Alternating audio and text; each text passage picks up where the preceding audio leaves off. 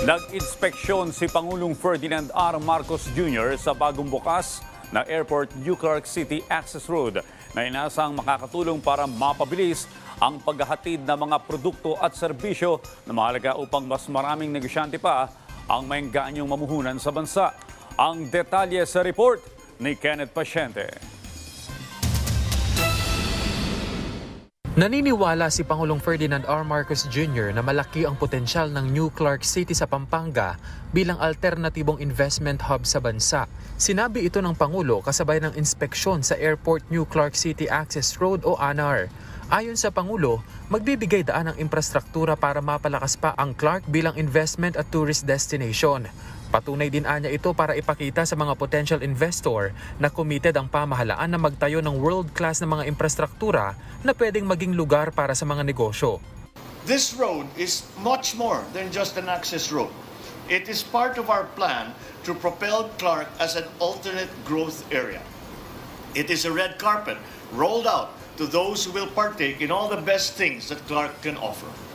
It shows the path forward of building better more, so we will never lose our competitive advantage because unlocking the full potential of Clark is a continuing task. Pero bukod dyan, binigyang diin ng punong ehekutibo na malaki ang papel ng naturang access road para sa transportasyon ng mga produkto at serbisyo.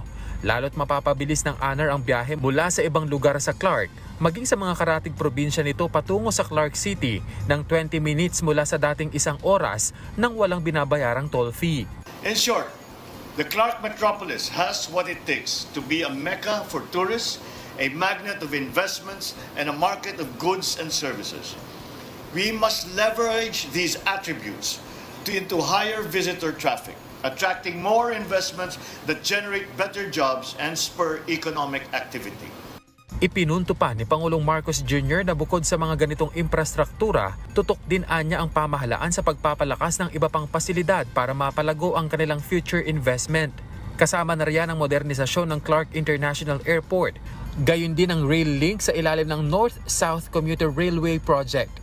Kinilala rin ng Pangulo ang ambag ng Bases Conversion and Development Authority o BCDA sa economic agenda ng pamahalaan, lalo na sa pagtulak ng AFP modernization kung saan sinabi ng Pangulo na aabot sa 59.71 billion pesos ang naging kontribusyon ng BCDA para sa kagamitan, armas at mga sasakyan ng AFP. The BCDA has contributed 59.71 billion pesos for the equipment, weaponry, vehicles, vessels, and structures used by our armed forces. So indeed, the BCDA has a major role to play in the Bagong Pilipinas vision that all Filipinos are working hard to achieve. Your contribution to Bagong Pilipinas goes beyond your physical inventory of projects delivered, planned, and being built. The BCDA's contribution to the Bagong Pilipinas would also include a culture of excellence, of innovation, of foresight, and of industry.